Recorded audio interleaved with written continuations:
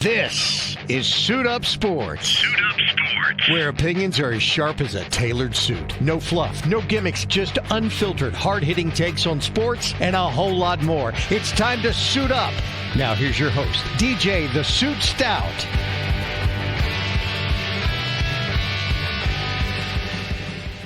Welcome to Suit Up Sports. I'm DJ the Suit Stout, along with Mark Yarbro, an old friend, Charlotte sports radio veteran for couple decades plus some. Too long to count. Yeah, don't want to age you, but longer than probably anybody in the market, I think. And, I wasn't around when Mark Tony invented radio, but not too far from. You've been around the market for a long time, and Mark's been on the show. Frank's in a golf tournament today, so I'm sure he's out there pencil whipping some scorecard and making sure he wins whatever tournament he's playing in. But Mark, how you been? Good, man. It's football season. We made it. Summer sometimes feels like it's never going to end, but we got football. We had football last Thursday night. Yeah. We got football coming up at the end of the week. It's not going to be good football, but it's football. It's football. I'll take it. I'm with you, man. I was in Cabo for the past week on vacation, and Thursday night when the Lions played the Chargers, all day I was so excited to be able to watch football. Yeah. And so, we went fishing that morning and had a blast doing that. And literally I was like, why am I so excited to watch a preseason game with two teams I could care less about? When none of the starters are playing. None of the starters the guys are playing. That you really know are playing. Yeah. And but I was fired up for it. And so this week, as Panther fans here in Charlotte, and I know you're a Redskin Commander fan. I've kind of come back a little bit, although this Terry McLaurin thing's making me angry, but that's another story. Yeah, what's going on with that? Because I know he requested a trade, but then you see him at practice, you see him hugging the owner. Yeah, he was hugging Josh Harris, hugging Jaden Daniels' mom Saturday. That one doesn't feel as personal or contentious as what Micah Parsons is happening in Dallas. I totally agree. I don't get why the Commanders haven't paid Terry. I know they are hung up on this age thing with him being 30 and all. Dude, that guy has been through so much with that franchise. Yep. He has been a true soldier, and not to reward him for what he's not only what he's done in the past, but I'm sorry, you watched him last year. Did he look like he's losing anything? Not one bit. I don't get it.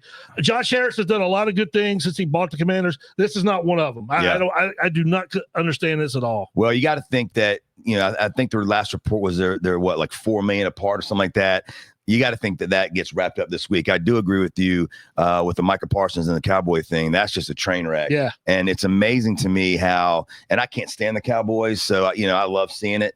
But it's amazing to me how the Cowboys year in and year out continue to put themselves in these stupid positions because Jerry Jones can't get out of his own way. Right. And it's one thing to negotiate a contract with somebody and look, that's how it goes, right? Negotiations are not always quick and clean. Yeah. I've negotiated hundreds of contracts over the years, and some were easy, and some I didn't sleep at night worrying about them. Although Jerry told his fans don't lose any sleep over this. He's not worried. So don't be worried. He's not worried, but I tell you what, Mike ain't. I mean, look. I'm sure they can write him a check that makes him, forget everything and get back to work. But that's going to be interesting to see how that shakes down. And, every team out there is trying to put together trade. You have the Panthers, the Redskins, the Eagles. You keep seeing all these rumors about teams trying to get them. I think I saw on Twitter after Parsons and that, McLaurin won his trade. Parsons won his trade. I think I saw every fan base say, yeah, let's make a trade. Let's go get him. Let's go get him. Like, I will be stunned, DJ, if Parsons, McLaurin, Trey Hendrickson, James Cook, and I don't think any of those guys are going to get traded. I think eventually they will get a deal done. The closer you get to the season, and you know this, business will pick up. Yeah. Somebody's going to blink. Yep. It may not be the player, but Josh Harris in Washington, Jerry Jones, somebody's going to go, all right, we can't. We got to get this done. Yeah, and then look, you're talking about four great players. I mean, you're talking about the Redskins' best receiver, the Bills' best running back, the Bengals' best defensive end, and maybe the best defensive end of football, and then Micah Parsons, who's probably, if he's not the best outside linebacker, he's in the top three. And so these teams can't afford to lose those guys for any reason. But the Bengals, you kind of expect to. They seem to always screw stuff up. They've that history of being cheap. Yeah, being cheap. And although they paid Burrow and they paid Jamar Chase and they paid T. Higgins, so I get that they're trying to figure out what's fair for Hendricks. But the Cowboys, it's like they go and give Jake Ferguson a new contract before they give Micah Parsons. Yeah. I mean, and then you've got Jerry Jones taking a shot at Micah Parsons missing games. And to me, that one's going to be interesting to watch unfold. Jake Ferguson missed a bunch of games. Exactly. And they just gave him $40 million. Well, I think you'll remember this, even though it's a long time ago. I think it was 1993. Cowboys coming off the Super Bowl. They started 0-2. I remember they lost to Washington on opening night on Monday night. They lost the next week. Emmitt Smith was holding out for a new deal. Yep. They started 0-2. Guess what? Emmitt Smith was in the building the next day with a new contract. I got to believe if it gets that far and these teams get off to lose their first game, whatever, these guys will get signed real quick. Yep. Nothing will get you signed quicker than an L on the field. Yeah, I agree. And, the one thing that it will be, Billy Bean in Buffalo, Brandon Bean, excuse me. Yeah. He has never had a holdout. He's never really had any. He's always taken care of his players with contracts. So this is the fact that Cook now is sitting out after been practicing is new territory for him. But he's represented by the same agent that had Shamar Stewart, the holdout from Cincinnati. Right. So that one could be a little interesting as well. Not because Buffalo may not want to pay him, because I think they will, but just that agent seems to have something going on where he's trying to buck the system, and to have him come in and practice the first week or so and then just decide he's out doesn't make a whole lot of sense to me. This hold-in thing is all new. And we saw it last year or 2 years ago with Brian Burns. Remember, he did the hold-in, and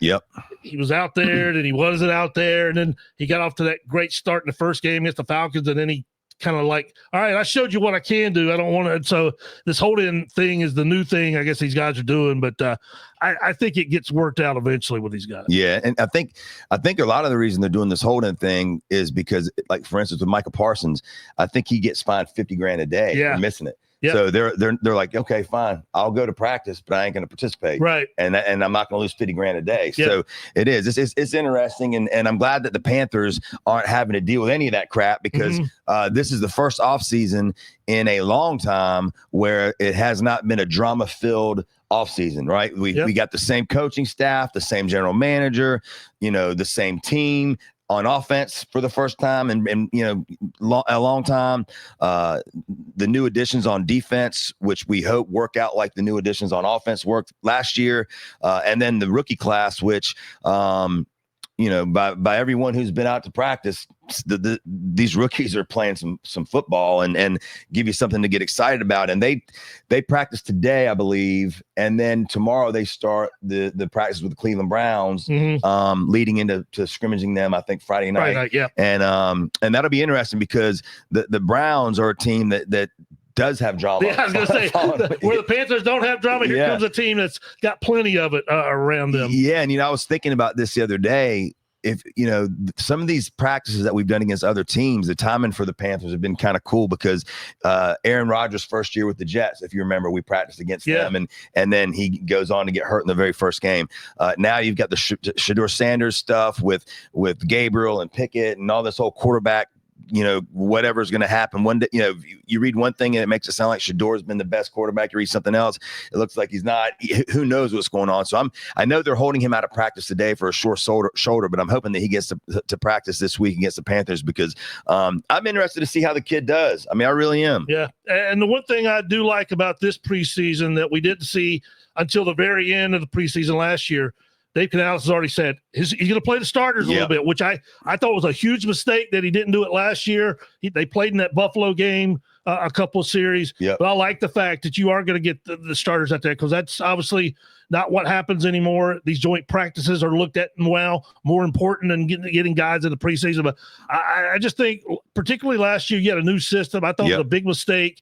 And Canales, I thought, did a good job last year, but that was one of the mistakes I thought he made last year, was not playing the starters more in the preseason. I'm glad he's going to do it this year. Yeah, Frank and I talked about that a couple of weeks ago. We were curious to see would he be too prideful to not make it a change there, because I mean, I agree with you. Everyone that watched this team was a new offense. It was Bryce's second new coach, second new offense, third new offensive coordinator in a year and a half, whatever, new offensive line. And so I think it was a mistake. And look, I've been very impressed with Canales. I didn't know much about him when they hired him, and we read that he's an offensive guy and he does this, he does that, and quarterback guru, all these things.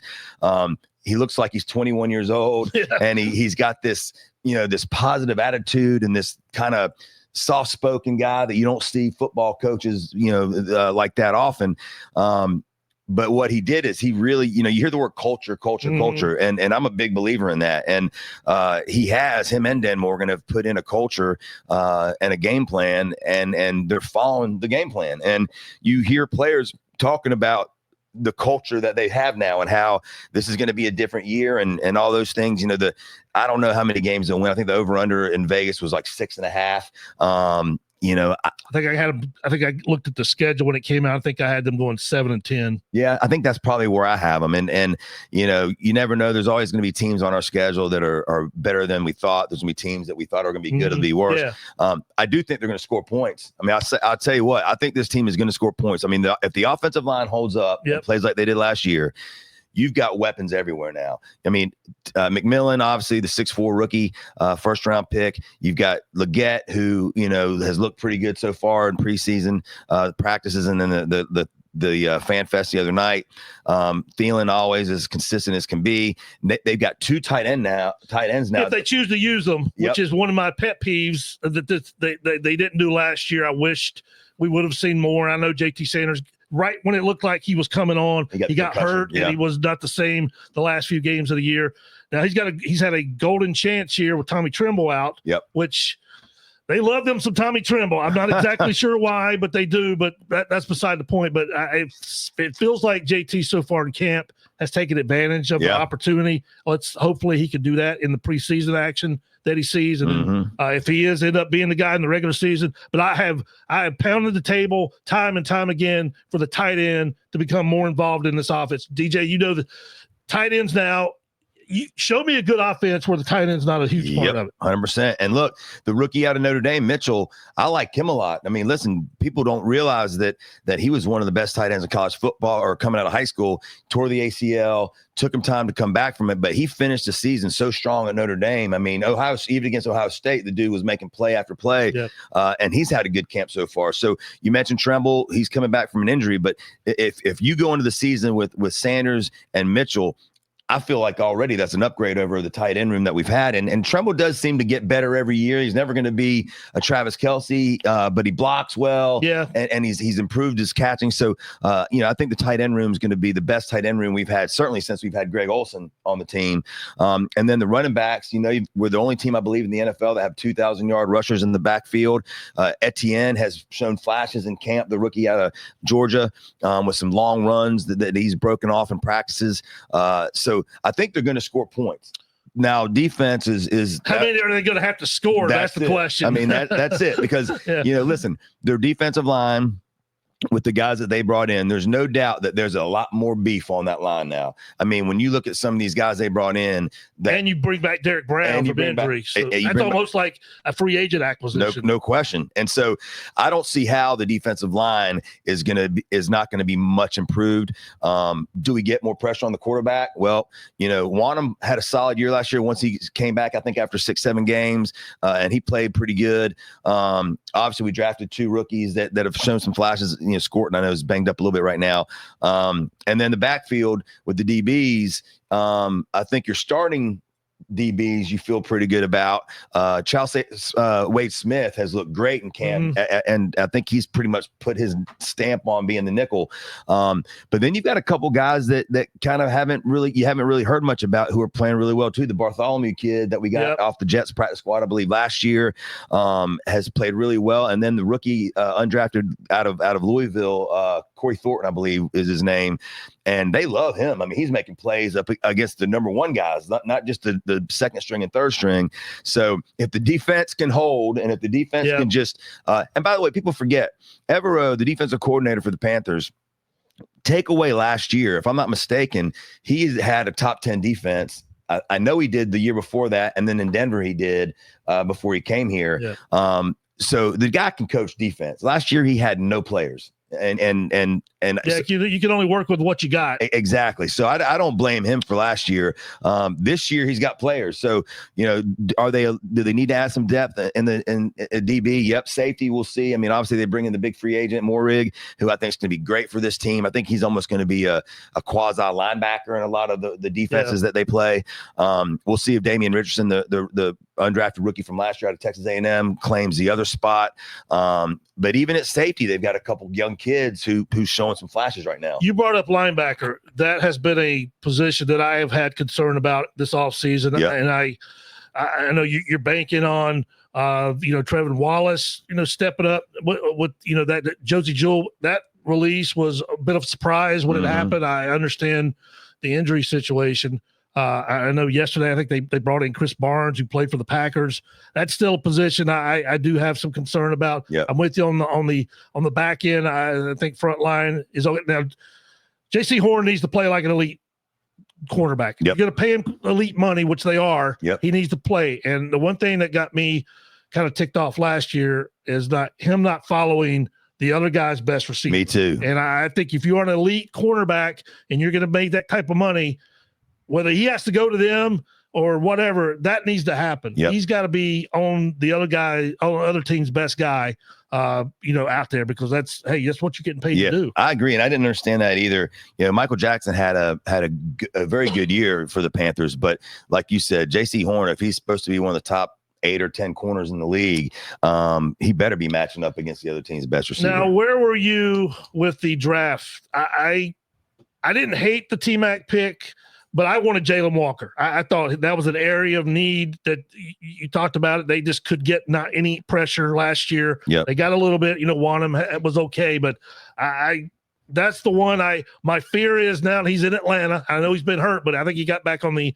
practice field today. My fear is he's at those 2 games circled. Yep. 2 Panther games, and he's like, I'm going to show them they made a mistake passing it. We'll see. Maybe it works out. Maybe T-Mac turns out to be great, and hopefully that's the case. But I do have reservations about passing on Jalen Walker. We'll see how it turns out. Yeah, I liked him a lot too. I mean, great character guy, can play multiple positions. So I thought that was definitely where they're going. I mean, I talked to a couple scouts who went to Georgia's pro day that just were in love with him. And so I really thought that would be the pick. When they took McMillan, I wouldn't say I was angry, but I was definitely surprised. And because look, you heard some of the reports about him, not practicing hard, right, and some of these things, and that's always a red light. I can't. Whenever I hear that about a player, it scares me immediately, especially in this day and age when these guys are making so much money. When I hear that, normally that does not bode well for the player. And then I can name a couple guys who play for the Charlotte Hornets that would back up what I'm saying. But then the more that I would hear him interviewed, and then the more that I would hear other people say that wasn't true and things like that, I got kind of excited about it. What I really wanted them to do is I wanted them to trade down in the first round and take somebody like the kid Green out of Marshall. Mike Green. Who ends up, of course, going to the Baltimore Ravens, and he'll end up getting 37 sacks a year for the rest of his life. But that's who I really wanted to get, because I think that kid's going to be a beast. But I agree. I thought Jalen Walker would have been the pick. Now that I've seen McMillan through OTAs, now that I've seen him in some of these practices so far, I gotta believe that at worst he's going to be a solid receiver. Now we need him to be you go number 1, you need to be a Pro Bowler at some point. Right. And if Bryce can stay upright and the offensive line blocks, then I think he's going to get plenty of balls. Legette's the one I'm interested to see, because he had some bad drops last year, and he had one the other night in Fan Fest that people giving him crap about. But when you go back and watch the tape, it looks like he did get hit early on that play. And luckily he didn't get hurt. He was actually shaken up a little bit. But man, when he catches the ball in space, he just has a different gear. Yeah. And we saw it with the touchdown the other night in Fan Fest when he took that slant across the middle and he was gone to to the end zone. I'm hoping that he becomes I think last year he had 400, 500 yards receiving.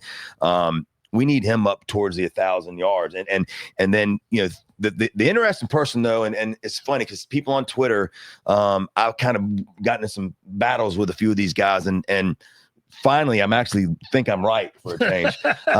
But Hunter Renfrow, comes in here. To me, it was a no-brainer to bring him in. Why not? If he comes in and he sucks, then you just send him back. You're giving him a 1-year contract. If he comes in and can play, you just added arguably one of the top route runners in the league. The dude knows how to get open, to go along with Thielen, who's the same way. And J.C. Horn was interviewed last week and flat out said he's unguardable. You can't guard the guy. Yeah. And we haven't even mentioned Jimmy Horn yet, who looked great at FanFest and brings the speed component to this offense. When Dan Morgan this offseason and Canales said that they loved their wide receiver room, I thought to myself, I don't know, what am I missing something? Right. Like okay. I'm not surprised Dave Canales said that, because Dave loves everything, it seems like, about this team. That's true. And every day's a great day. I love him. Which, by the way, that's one of the reasons I like him. Yeah. I mean, that's the fact. That's people catches on. But I looked at the wide receiver room and I'm like, all right, Leggett had an average year last year. Nothing spectacular. McMillan's going to be a rookie, so there'll be some ups and downs. Thielen's another year older, but always consistent. David Moore, 300 yards receiving, a couple big catches here and there. But I really didn't see, then Renfro, we would find out what is he going to have. But now after watching just 2 weeks of practice, I see why they're excited. Number one, Renfro, he's making this team. I mean, there's no way in hell he's not making this team. I know he's been slowed a little bit the last few days. Injury, but I'm with you. I got to believe, and just because of the youth in that room, I think it would be great.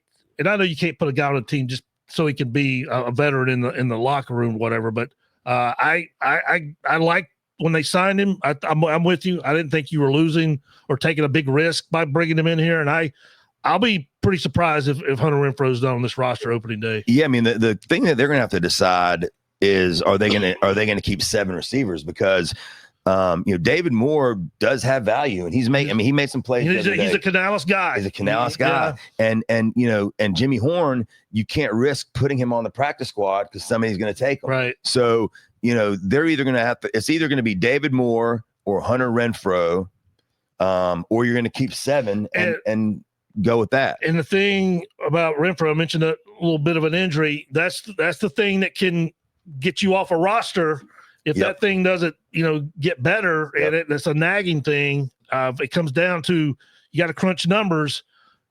You go, well, David Moore's healthy. Yep. He's a Canales guy. Hunter Renfro's been banged up a little bit. That's the one thing that could work against him. Yeah, he did say that if this weekend was a real game, that he would have played. So I think they are just being extra careful with him, and I hope that's the case, because he's looked great. And then Jimmy Horn Jr., I mean, look, I watched every Colorado game last year, every one of them. I totally bought into the Dion deal, and I have a couple buddies of mine that did too. And it was must-see TV for me, right?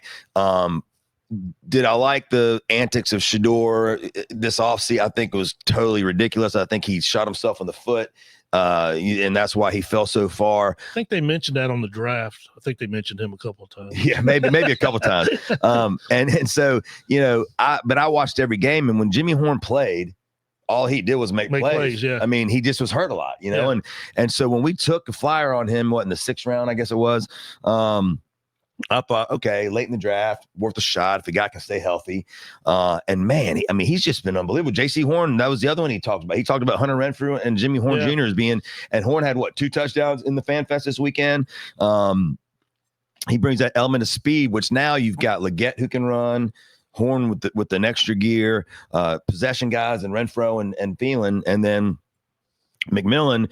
Not the fastest guy, but he did show a little separation in a couple of the routes that I saw the other day. And then he's 6'4", and he did have one drop, I know, the other day, but he's also making some highlight reel catches in practice every day, it seems. Yeah, you mentioned you think this offense is going to score points. I'm with you. I think they will. I guess my question is, we talked about it a few minutes ago, is how many points are they going to have to score? Because I think the defense was historically bad last year. It can't do much to get better. Worst but how ever. much better is it really going to be? And I think that's the biggest question with defense. And right now, I would probably, it's going to be better, but I just don't know how much better overall the defense is going to be. So the offense is going to need to be on point. Well, and look, their schedule this year, the first 4 games, the NFL didn't do them any favors. I mean, no, first 2 on the road. You're on the road against Jacksonville, and look, Jacksonville whooped our butts last year. Obviously, the fans there are going to be going crazy for Travis Hunter's debut. We'll see if I'm having a brain their quarterback, Michael Penix. No, you're talking for Jacksonville, Trevor Lawrence. Trevor Lawrence. We'll see. He's been a disappointment so far. And, we had Brenton Buckner on the show a couple weeks ago, and he coached in Jacksonville for a couple years. And I asked him, I said, now Jacksonville kind of did what the Panthers did. They bring in a supposed offensive guru. They bring in weapons like Travis Hunter and whatever. But I asked him, is his confidence just gone? Like, can Trevor Lawrence find that confidence again, or is it a David Carr, from the Giants, where he just got the Texans, he got the crap beat out of him and was never the same. Right. And is that something? And Buck doesn't think so. He thinks that he still can find it. But look, I mean, his numbers have not been good. Definitely not consistent. But still, you're opening on the road against Jacksonville. They're going to be fired up. Then you go to Arizona, and look, Arizona, I think, is going to be pretty good this year. Yeah, I was stunned last year. I remember when they came in here, and Trey McBride, mentioned tight ends. He is one of the best up and coming tight ends now. He's looks like he's heading towards that Kelsey, George Kittle type of conversation. But I was surprised that the Panthers, as bad as that defense was last year, they held him to very minimal yardage last year. But that's not going to be easy, because Kyler Murray can make plays. Now, he had a really bad pick, I think, to end the game here last year. But look, the first 2 on the road, that's less than ideal. You would like to have one of those at home, but it is what it is.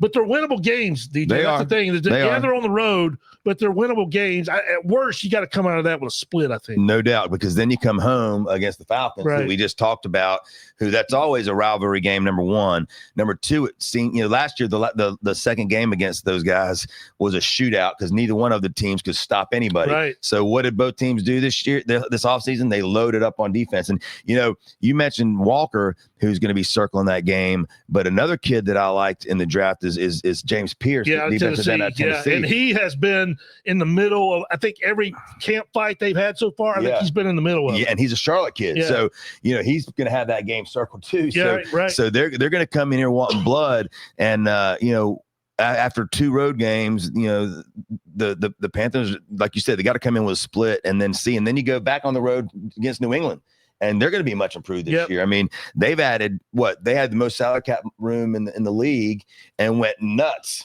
And Drake May is only going to get another year better. Diggs is up there now. Stephon Diggs and Mike Vrabel, who I think is a huge upgrade in coaching there. Who do you see the other day when Drake May threw a touchdown pass and Drake May is just a laid back kid. Yeah, he just is. I coached against him in baseball for years and years, and he was always just this polite, quiet kid. And I talked to him after the games, and he would tell me how basketball was his favorite sport, and which he was a really good basketball player too. And he played shortstop or center field. And then whenever he pitched against us, we knew that we were in for it. It was going to be a close game. And I mean, he was that good, but just laid back, kind of quiet. And so he throws a touchdown the other day, and Vrabel goes up to him and says, how many touchdowns did you throw last year? And he says, whatever. And he goes, well, not enough. Get your butt down there and celebrate with the team. Like, what are you doing? Get down there and celebrate, And I loved it. Like, that's my kind of coach. Right. And Drake May, he kind of laughed and ran down there. And so, the first 4 games are going to be tough. You got to hope they, at worst, they come out 2-2. If you want to go pie in the sky, you can see them. Like you said, those first 2 road games are winnable. Atlanta's a very similar team to us. Young quarterback that a lot of people think is going to be really good. A lot of questions on defense, that a lot of holes that they thought they filled. They also drafted. I mean, it seemed like every guy that I wanted the Panthers to get, they got him. They also took the safety out of Notre Dame, who I love. So they did a major rebuild, on defense like we did. So that'll be an interesting game. And then Patriots. that ain't going to be easy either. And at least we get them early in the season before the snow and all the crappy weather. Yeah, and you look at that back end of that schedule, and it gets tough. There's a stretch, man, where that's why you've got to make some hay early on, because this schedule is going to get tougher as you go on. And if you don't get off to a good start, this thing could get away from you before you know it. What do you feel in your Redskins this year? Commanders, Redskins. I can't call them the Commanders. I try to do it. It's like the Cleveland, the Mets. My crappy Mets are playing the Guardians this week, and I kept thinking it was the Nationals. Yeah, and I look at the pitching matchups, and I'm like, it's the Guardians. Who the hell are the Guardians? It's funny. I don't have much trouble remembering Commanders, but you mentioned the Indians. Every time I bring whatever conversation, for whatever reason, I don't know, but if I talk about Cleveland baseball, I always go to Indians first, and that's right, they're the Guardians. Yeah. That's me with the Redskins. Well, look, it's not off to a great start with the holdout of Terry McLaurin. I do think they will get something done. I've brought this up a lot in this offseason. I guess the one thing I would worry about, we saw it last year a little bit with C.J. Stroud. He wasn't terrible in Houston, but he wasn't as good as he was his rookie season. And you wonder, hey, did the league, are they going to catch up with Jaden Daniels in his second year?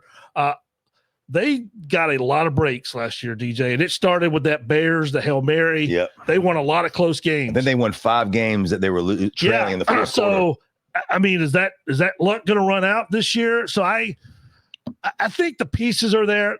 Offensively, I think they're going to be fine. I think McLaurin's going to get back into the fold. You get Deebo Samuel. Yep. You get Laramie Tunsil from the Texans, one of the best tackles in football. Yep. I think offensively they're going to be fine. Defensively is where my concern would be. They weren't great last year. I don't know if they've improved a whole lot this year. Bobby Wagner's another year older. Yep. But my concern is year 2. Is some of that luck gonna wear off for the Commanders? Because they certainly, it's almost like the football god said, all right, we punished you enough, Dan Snyder, and all these years, we're going to make it up to you this year and get to the NFC Championship game. You wonder, are those same breaks going to happen for them this year? Yeah, and that division too. I mean, you look at the Giants, who I'm a Giants fan as well, and I think that they're going to be much improved. I don't know if Russell Wilson can play anymore now. He's looked great in camp. I mean, you think Jackson Dart ends up starting before the year's over, or do you think Russ keeps that? Job? Russ right now in camp has looked great. I mean, he is connecting with Malik Neighbors on 40-yard passes every freaking practice. I know he got booed at SummerSlam the other night. So. Yeah, well, look, I'm not a Russell fan either. I hate him when we sign him, but he's looked good. Jackson Dart has looked really good too. And so, I think, again, on Skataboo has looked great. The running back, I mean, he's been unbelievable in camp. I love him. I do too. So I think the Giants are going to score points as well. Malik Neighbors, I think, is probably going to turn himself into one of the top 5 receivers in football this year. Defensively, they weren't very good last year either. Now, they should be able to get after the quarterback. I mean, you got Thibodeau on one side, Brian Burns on one side, and then they draft Abdul Carter in the first round, who has been a freak in summer camp so far. All the guys are talking about him. I think I heard this morning he is the odds-on favorite right now to win Defensive Rookie of the Year. Yeah. And rightfully so, I think. Yeah, and you know what? Look, Thibodeau it can be a free agent next year. They didn't take his 5th-year option, so he'll step right in. So they're kind of similar to the Panthers, though. You wonder about linebackers with them. They've got a couple young guys that I like, and then with the DBs, they got 2 first-round picks back there that kind of struggled. Banks, didn't look that good last year. So, but the Giants will be better, and the Cowboys are going to be better. Yeah, and you back to your Giants real quick. You got 2 guys I think that their jobs are hanging in the balance here, and that's Brian Daboll and Joe Shane. I got to believe their jobs are on the line here, even though they went and drafted a rookie quarterback. If they don't have show some signs of progress, I got to believe they're going to clean house in that front office. Well, the over-under on wins for the Giants, I believe, is 6, if I'm not mistaken, and I don't see how they don't win at least 7 games. I really think they're going to be better. Do I think they're going to be in the playoffs? No. Are they going to be able to knock off the Eagles? No. The Eagles just seem to reload every year. You see Jordan Davis come into camp, 30 pounds lighter, contract year. He's been kind of an up and down guy, but you watch, he's going to be lights out this year, so he gets paid. But that division is just tough. And then the Cowboys, listen, take away the circus that is Jerry Jones and that organization. They've got weapons, man. Oh yeah. Adding Pickens at receiver to go along with CeeDee Lamb, Jake Ferguson at tight end. They've got injuries on the offensive line too, though. So I would be a little bit worried about that. Dak, Dak's Dak. I think Dak's a pretty good quarterback. I know some people can't stand him. Some people, think he's better than I think he's a solid quarterback. And then defensively, they got after it pretty well last year. So I got to believe they're going to be improved. So that division is just going to be tough. And it's not back to what it was yet. You and I are obviously growing up, you a Giants fan, me a Redskins fan. We know that division for years was the standard bearer when it came to divisions in football. It hasn't been that way in a long time. It's not there yet, but I'm with you. I think overall it gets better. And obviously you got the defending champs lead the way there. Unfortunately, because I can't stand the Eagles either. But they're not – I don't think they're going anywhere. No, I mean, listen, they're not, man. They're going to score points at will. Jalen Hurts, the damn tush push is still going to happen. Push. It's funny, the whole Cam Newton controversy when he came out and kind of dogged on Jalen Hurts a little bit, which I thought was kind of funny. But, obviously I disagree with Cam. I think Jalen Hurts is a really good quarterback. But these people that started this whole back and forth about who's better and then Cam didn't dive on the fumble and Cam this and Cam that. Listen, Cam Newton, and I'd be the first one that would yell when he would sail a ball 47 feet over somebody's head. So don't get me wrong. Yes, but accuracy was not always Cam's not always his thing, and he would throw the ball so hard sometimes that you could hear it hit the dude's shoulder pads from the 30 rows up. But number one, there's never been a tougher quarterback, in my opinion, ever in the history of the NFL than Cam Newton. Number one, he didn't have to do a tush push because his ass just went and got it on his own. Not needed. And not needed. He would go get it on his own. And to me, he was a one of a kind. I mean, the skill set that he brought to the table, won an MVP. I think people are selling Cam short. I mean, really the closest we've seen to him, in my opinion, since Cam would be, I guess, probably Josh Allen with the Bills. Mm-hmm. Same kind of size, same kind of rocket arm. He can run. But I thought the whole thing between Cam and Jalen Hurts was, kind of overblown. And then now I hear Cam, I guess, is kind of taking shots at Tua. So, in Cam's mind, he thinks he still can play. Oh, sure. He thinks he's better than these guys. Yeah. And look, he looks like he still could play, but people forget that the last 4 years that he was in the NFL, he was not good. Yeah. I mean, his shoulder even when he came back here, remember the hoopla when he came back here and they brought him back and, I'm back and all that stuff. He wasn't the same player. He could throw the ball. No. I mean, look, I was at that game when he came back, and I was fired up. And when he ran the bootleg or whatever it was, got a touchdown, and the fans are going crazy. But his shoulder was just too damaged, and it was shot. Yeah. And so I remember after TJ Watt hit him in that game, and he had the surgery or whatever went on. A buddy of mine is a surgeon in that same practice, and he told me that he saw the X-rays. And he said, it's never going to be the same. Yeah. And he said, and he's one more big hit away from it. Just, and he told me that. And I'm like, oh, man. I remember when he was with the Patriots. He had one game that I remember that he looked like Cam Newton. I think it was against Seattle on a Sunday night. I think it was the first game of the year, maybe, right? He played. I was like, damn, Cam looks pretty good. That looks like old Cam Newton. But he was not the same player after that injury. He wasn't. Anybody that tells you he was is fooling himself. Yeah, they forget those last few years when he bounced around and didn't play well. But man, when he was in his prime, it's hard to take many guys over him, and now he's going after Tua a little bit, which look, when Tua's healthy, kid plays pretty well. But that's the whole thing. Win, right? And we're all fearful that anytime he gets hit, first thing you do is get up to hope everything's good, because we've seen it so many times with him that you get really nervous anytime the guy gets hit. Yeah, he's probably one concussion away from retirement. Yeah. I mean, unfortunately, we saw one of the best players in Panther history with Luke Kuechly, retire after playing 8 years. Yeah, well, nobody's ever going to forget that scene of him being carted off crying. Yep. On that Thursday night, because he knew, it was over. I'm done. Yeah, and can't do it anymore. He was smart enough to say, look, I've played 8 years. I've made my money, and I want to make sure that my brain's intact the rest of my life, and so I can, you know, have a family and coach and do all the things that he does. And but I tell you what, when you mentioned the linebacker room with the Panthers, and I hope Trevin Wallace, like I liked him. I liked him at Kentucky. I thought last year he was thrown into the fire a lot earlier than he was needed to be when Shaq got hurt. Yeah. But I thought he did show flashes. I think they say right now in camp, he's moving a lot quicker. He's not thinking as much. He's reacting more. He's had a couple big plays so far, they said. You know, they add Roseboom, who played in you know, for the Rams last year, knows Rose system. Yeah, right. Had 140 tackles or something last year. Now you look at his career before last year, it's pretty shaky. Yeah. So whatever he did last year, hopefully it wasn't just a Sean McVay special. Yeah. That hopefully he brings that here and can stay healthy. If both those guys stay healthy, I think they'll be okay. But you know, when talking about that linebacker room, it's like, you know, I saw the highlights of the Savannah Bananas when they were here.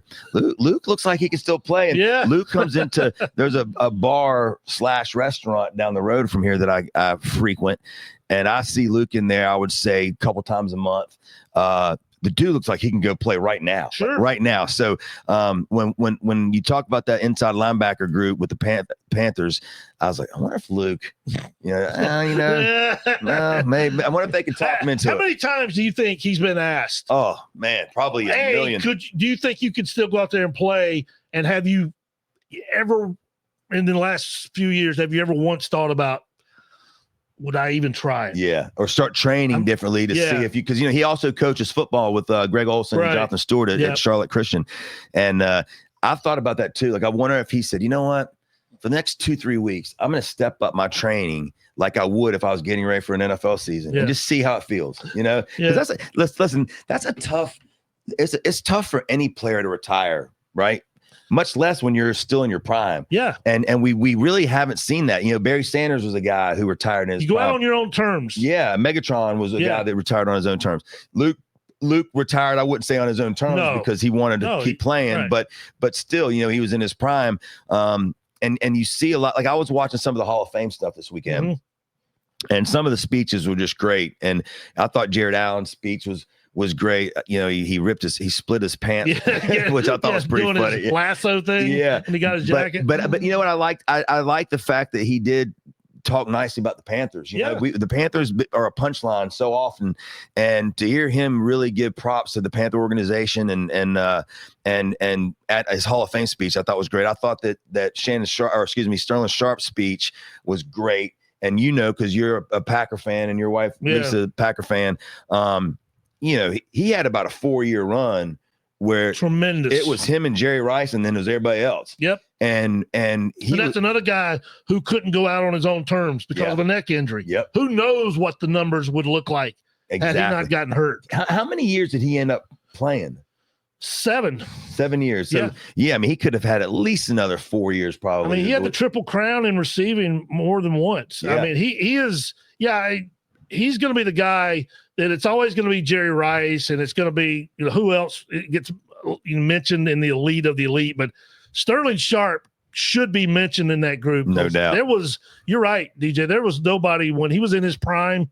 And look, I know Favre had a lot to do with it to make those numbers what they were, but there was really, under Jerry Rice, there wasn't anybody better than Sterling Sharp. I mean, it was them two and everybody else. Yeah. And I remember when those were back in the fantasy football was just starting out days. And I know you've never been the fantasy football guy, but I was. And I remember I would have Sterling Sharp on my team every year, and the dude was just been you know. And so it was good to see him get in. First set of brothers to be in the Hall of Fame, and you know, Shannon Sharp's been publicized a lot more for his non-football activities as of late than his football activities. But I just thought that was a really cool story, and the bond that those two have with each other, you know, is something that I just think is really special. Yeah, and then you got Antonio Gates, obviously, another guy. We talk about tight ends, one of the best to ever do it. And then Eric Allen, you mentioned the Eagles. there was a huge Eric Allen fan because he played for the Eagles, and they always seemed to get picks against the Redskins when I was rooting for him. But yeah, that was 4 worthy guys. And you go back to Luke, I got to believe his day's coming, and probably Smitty's at some point as well. Yeah, I mean, if those two don't get in, it's going to be ridiculous. I mean, the only knock they can say on Luke is that he didn't play long enough, I guess. But man, the 8 years he did play, the dude was incredible. He played enough. And Steve Smith, you can compare his stats to dudes that are already in the Hall of Fame, and they're better. So, I think both those guys should get in. Julius Peppers obviously was an easy first ballot Hall of Famer and went in. But look, I think their time will come eventually. Look, growing up a Redskins fan, obviously Art Monk was my guy, and it took him forever to get into the Hall of Fame. And you mentioned Jerry Rice. Go back and look at the numbers and the records that Jerry Rice broke. A lot of them were Art Monk's, yet Art Monk wasn't in the Hall of Fame until within the last 10 years or so. So I think their time will come. Sometimes it's just a waiting game. It's just numbers, and you just kind of have to be patient. And also it's who did you rub wrong along the way, which is that's why I can't stand the whole process, because number one, there's guys who they it's almost like they wait until they die because they don't want to give them the honor. Pete Rose is a great example of that. He should have been in the Hall of Fame years and years ago. Even Dave Parker, who rubbed some people the wrong way, but he just got in the Baseball Hall of Fame, and he should have been in a long time ago. But I thought it was funny when Ichiro got in, and he called out the one guy that didn't vote for him in. How does this? I mean, what are you doing? I mean, look, there's nobody more sanctimonious than baseball writers. Exactly. We know that. We both love baseball. And, I mean, Greg Maddux didn't even get 100% people. Somebody voted against didn't vote Greg Maddux in the Hall of Fame. Right. Those are people that should lose their votes. 100%. I mean, what are we talking about here? 100%. And that's the reason that kind of, I ran radio stations my whole career, and I did country radio stations, and have been lucky enough to win an ACM award and all these things. And I can't even stand all those awards because it's just, the system is just flawed to me. And it comes, you get one fly in the ointment that doesn't like you for whatever reason, or, like I said, some of the players that we just mentioned, it doesn't become about what they did on the field. It becomes about what they did off the field. And that's not what the Hall of Fame is about. Even baseball. I mean, we were talking about this a couple weeks ago. What do you think happens with Barry Bonds and Rafael Palmeiro and Mark McGwire and those guys, the steroid guys? And somebody asked me that question, and I said, well, here's what I think. I think that Andy Pettitte might be the first one of those steroid guys to get in. He has 253 wins, I believe. I mean, his stats are certainly worthy of being in the Hall of Fame.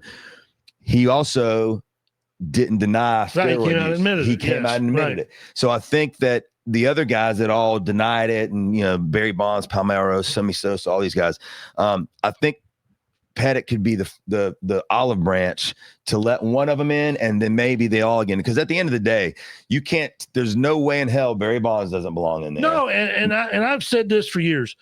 I got no problem. You want to put Barry Bonds in, Sosa, McGwire, put them in, but put on their plaque what they did with steroids. Make sure that's part of the story. If a dad's taking his son to Cooperstown, show him the plaque of Barry Bonds, and that's the part that's tough with Barry Bonds. Barry Bonds was going to be in the Hall of Fame. There was no doubt he didn't need steroids to get into the Hall of Fame. He was going to get there, but he didn't.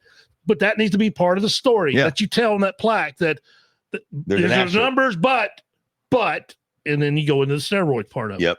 What did you did you watch any of the baseball game at Bristol Speedway this weekend? I did. It's funny. The Braves have had a miserable season. And I basically tuned them out. But you're watching a baseball game at Bristol Motor Speedway. 100%. I watched it Saturday, which I thought it was a joke that they even started it Saturday night in that monsoon. But I watched it yesterday. And maybe the Braves should have played all season at Bristol. They tried to lose. I thought for sure they were going to lose there at the end, but they didn't. But I thought it was really cool to see. I saw people that were there tweet about it was a disaster. They ran out of food, and all the concession lines were long, and the merchandise lines were long, and all this stuff. And I get all that, but it just, as far as watching a baseball game at a speedway, that was pretty cool. I agree with you. I think Major League Baseball, and there's a lot of things that, we don't talk a lot of baseball in here because it bores a lot of people, but there's a lot of things that I think Major League Baseball has done correctly over the past 10 years to try to get into the number one, more popular with younger folks. And whether it's be playing a game at Fort Bragg or the Little League stuff, the Field of Dreams, was great. So I'm all for this kind of thing. I think it's great. But I don't understand. And again, I'm a partner in music festivals where we do 40,000 people a night, 4 nights in a row. I don't understand how they were not better How do you prepared. explain that to me? You had a year. I even saw him tweet out 1 year ago. We announced we were doing. Yeah. You've had a year to plan for this. A year. You've been to Bristol a million times. Have they ever run out of food at a race? That's my point. There's more people at a race than there is at this baseball game. Yeah. How do you run out of food? Like what baseball fans eat more than race car fans? I don't believe and not that. only run out of food. They had no protocol to get them out of the weather, which again, they have races there that have more people than this, that they have some of these things. Right. You know, and Bristol, listen, if you've never been there, it's up in the mountains and there's campgrounds everywhere. And then it's, you know, the first time I went to Bristol, me and a buddy of mine, Skitty, I had a Chevy Avalanche, so you could open the back of the truck and lay it down and have access to the back. And we go down there on a whim. And remember General Sadler? Oh yeah, old General Sadler got me tickets, and so we go down there on a Friday night or Thursday night, whatever it was. And there's no hotels available, and there's no hotels in Bristol. You got to go to, you know, Jefferson City or whatever. Johnson City. Yeah, that's the thing I was wondering when they rained it out Saturday. I was like, where are these teams staying? Because my understanding was both these teams are going to fly out after the game. The Braves are going home, and the Reds were going to Chicago. So I don't know where they stayed Saturday night. I don't either. And we get there, and Skitty and I are like, screw it. We'll just bring a couple sleeping bags, and we'll just sleep in the back of my truck. And so that's what we started off trying to do. And we're miserable. Somebody from PRN, Doug Rice or somebody, had an extra room in Johnson City. So we went there. We hitched a ride to the race. We're ready to leave a little early. Couldn't get this was before Uber. Yeah. Couldn't get a cab to save our life. I mean, it was a disaster. So I see how, you know, when those people are getting out of there, I could see that being a madhouse. But I don't understand how you couldn't have had, number one, enough food. Number two, by the way, also, you know how many tickets you sold. Yeah. I mean, you know, there's got to be some formula that goes, okay, you know, we're going to, if the DJ, they were giving hot dogs without buns. They ran out of buns. They had wieners, but they didn't have buns for them. It makes no sense to me. So, you know, that's egg on Major League Baseball's face. But to me, I look at the game part of it and I loved it. But somebody with Major League Baseball is going to have to take some heat on this and go, look, you know, your job is to work with Bristol Speedway or whoever you're going to be doing these games and make sure that, I mean, that they have enough of everything and that and so it's a good experience for the fans. So they want to do it again.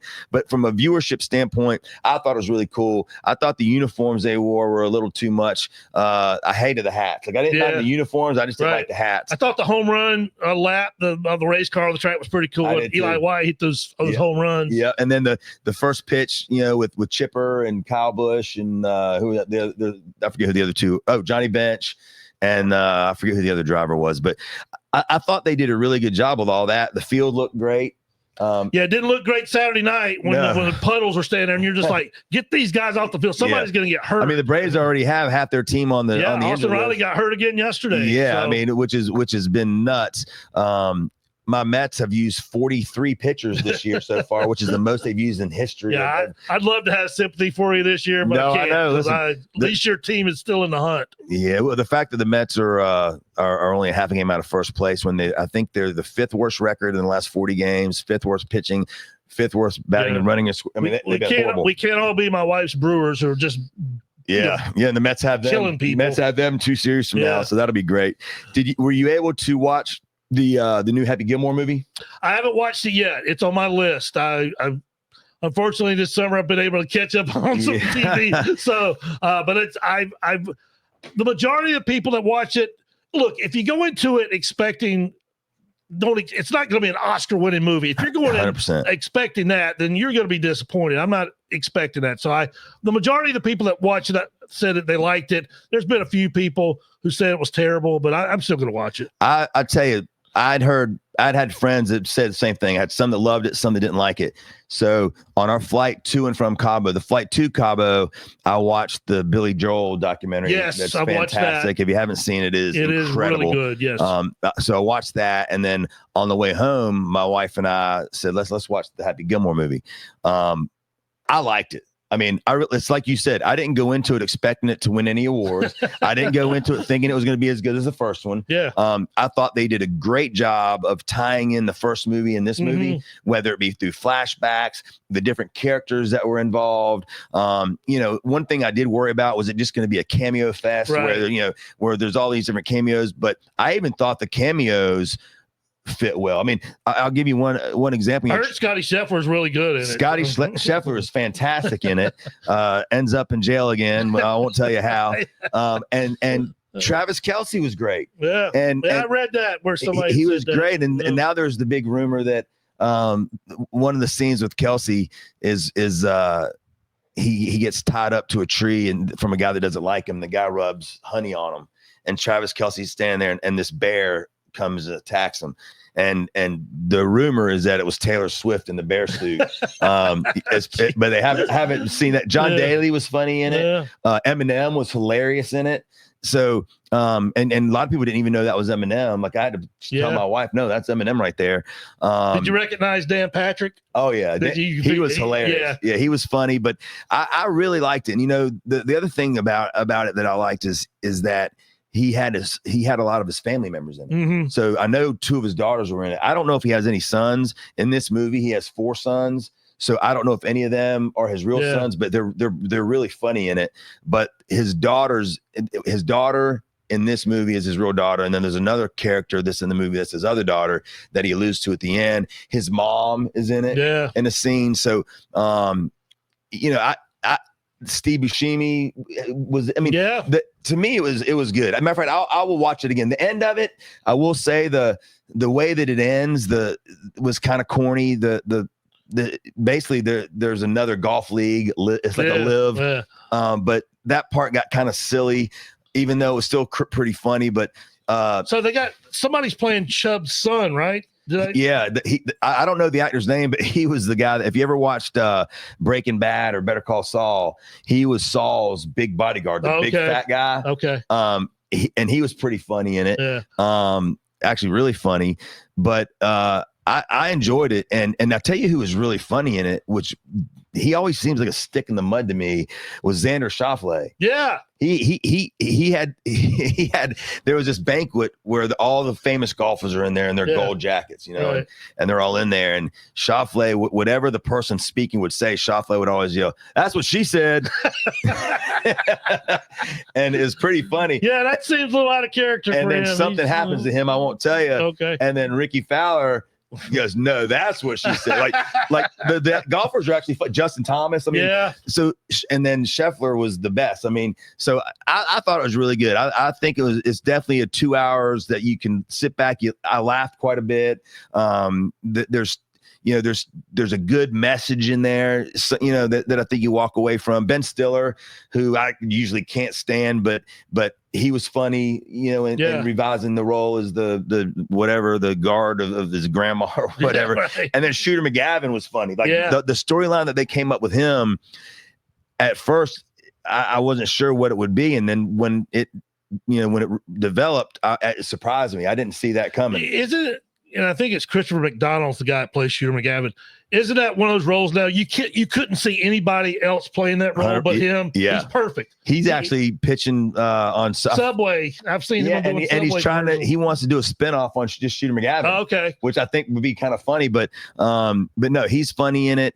And then the actor that plays like the bad guy in this one, what's the kid's name? He was in great actor. I think he won an award when he was like 12 years old. He was in that movie with Bruce Willis. Haley Joel Osment. That guy. Yeah.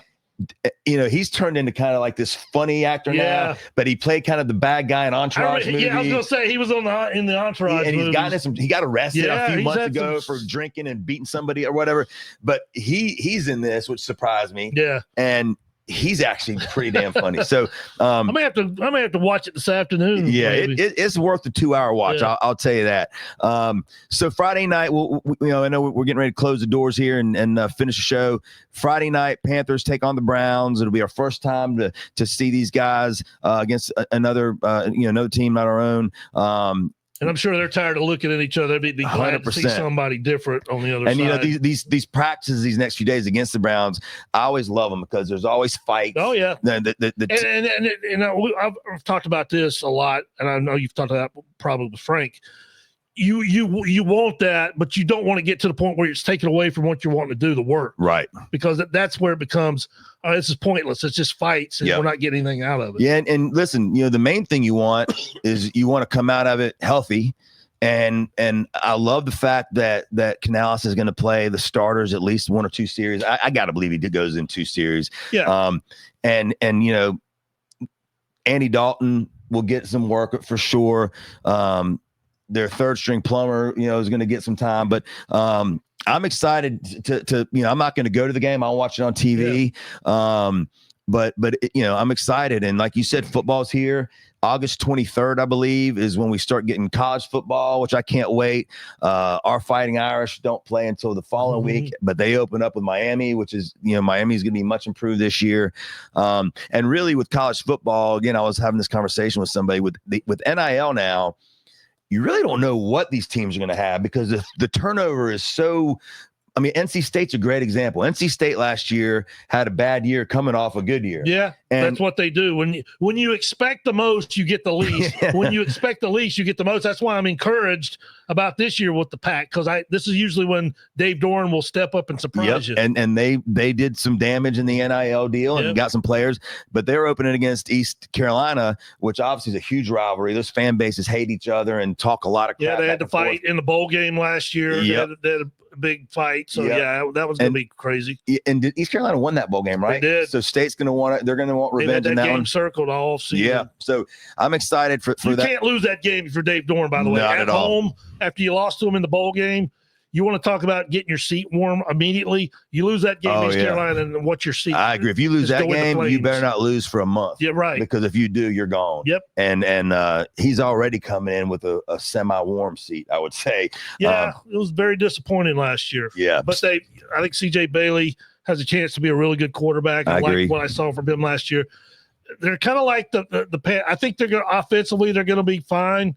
Defense is where I worry because you lose Tony Gibson, who was the D coordinator there for years. He's now the head coach at Marshall. So a lot of questions on that defense. Yeah, and then you got the Tar Heels down the road who with Bill Belichick there. I mean, look, I'm excited to see that. I'm not a Tar Heel fan, but I don't see how must-see TV. It will be, and I don't see how he's not successful. I mean, number one, he's brought in a ton of new players, a ton of good players. I think the question that a lot of people have with them is just going to be, do they have the wide receivers that they need? Because I think that's the one spot they didn't really have much success. I think his girlfriend's coaching the secondary, so we'll see how that turns out. Well, I mean, if she coached my position, I know she would get as much effort out of me as anybody, especially in some of those outfits that she wears out to the football field. Yeah. But we'll talk college football Friday. Get you ready for the Panther game Friday night against Cleveland, and recap how practice goes this week and who our stars of the week are, because this is the time of year where names you never heard of become really popular, and most of the time you never hear them again. So yes, we'll see. Camp Hall of Fame. We've seen a lot through the years here. We'll see who makes that list this week.